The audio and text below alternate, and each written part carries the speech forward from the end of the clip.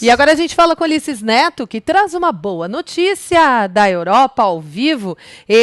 O primeiro-ministro britânico, anuncia o fim da quarentena agora que os casos de Covid-19 estão controlados por lá. Legal, né, Ulisses? Conte mais pra gente.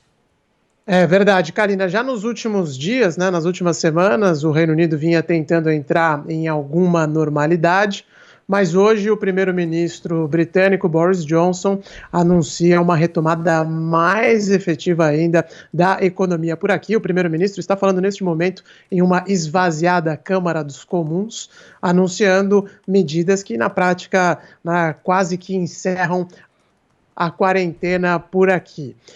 O Reino Unido teve uma diminuição brutal nos casos de Covid-19, até o primeiro-ministro falou sobre isso. Na média semanal, foram 943 mortes em território britânico por Covid-19 em 14 de abril.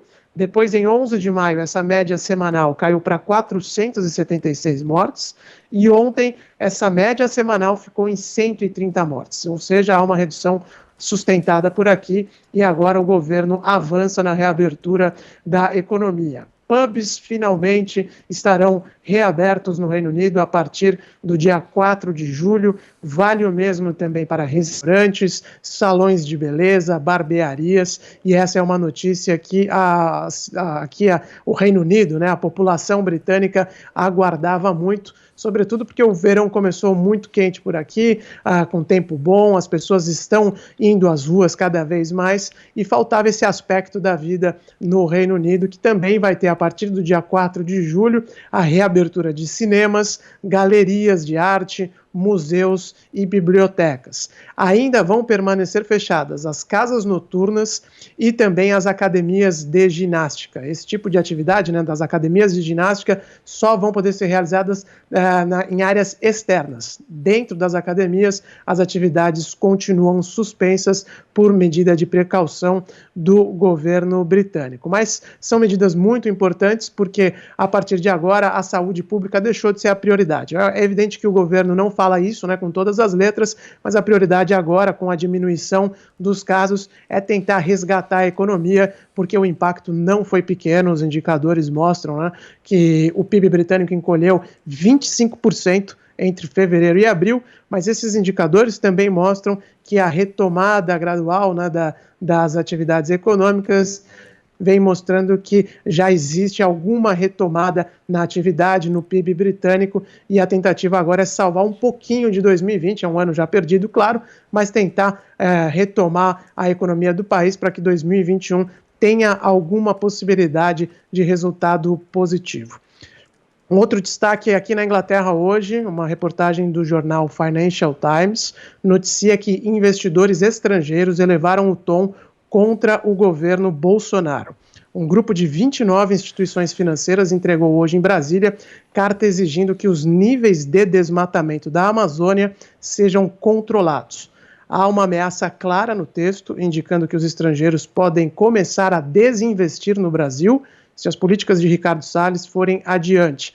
O texto diz que, considerando o aumento das taxas de desmatamento no Brasil, estamos preocupados que as empresas expostas a desmatamento potencial em suas operações e cadeias de suprimentos enfrentem dificuldade crescente de acessar os mercados internacionais. Também é provável que os títulos soberanos brasileiros sejam considerados de alto risco se o desmatamento continuar. As instituições que assinam esse documento controlam ativos num total de 3,7 trilhões de dólares. Segundo o Financial Times, um dos signatários da carta declarou que, abro aspas mais uma vez, não é apenas uma ameaça, estaríamos considerando desinvestir.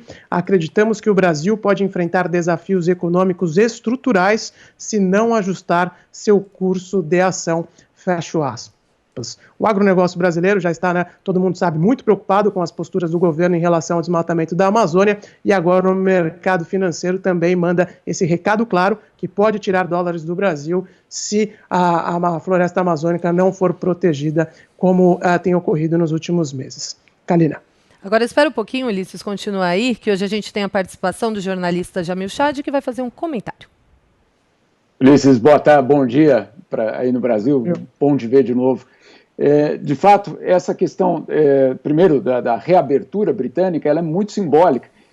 E também acontece nos outros países da Europa. Mas essa cautela tem um motivo. Hoje mesmo nós temos em Lisboa o reconfinamento, vamos dizer assim, de uma parte da cidade ou de algumas das atividades. Não se pode mais, por exemplo, deixar os bares abertos depois das 8 da noite, justamente por conta da volta de um número até significativo de novos casos. Isso depois, claro, da reabertura na quarentena. Então, essa cautela, ela tem uma base justamente por conta dessa possibilidade de uma segunda onda ou de novas contaminações conforme a reabertura vai acontecendo. Então, de fato, a Europa que entra no seu verão, o verão que começou nessa semana, ainda nessa tentativa de descobrir exatamente o que pode e o que não pode ser aberto.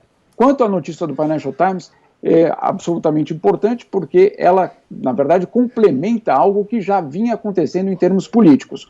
Os parlamentos, por exemplo, da Áustria, da Holanda, no caso, num parlamento regional da Bélgica, aqui na Suíça também, com votações, claro, são moções ainda de censura, mas já indicando que também adotariam uma postura parecida com esses empresários ou com esse setor privado, dizendo que poderia se afastar em termos de negócios do Brasil. Claro, esse é um dos aspectos da política ambiental. Agora, não há como negar que, pelo menos da parte agrícola, também existe na Europa uma tentativa de usar essa questão ambiental para justificar certos protecionismos que a gente sabe muito bem que existem, por exemplo, na Áustria e em outros países que não querem justamente uma abertura para o Brasil.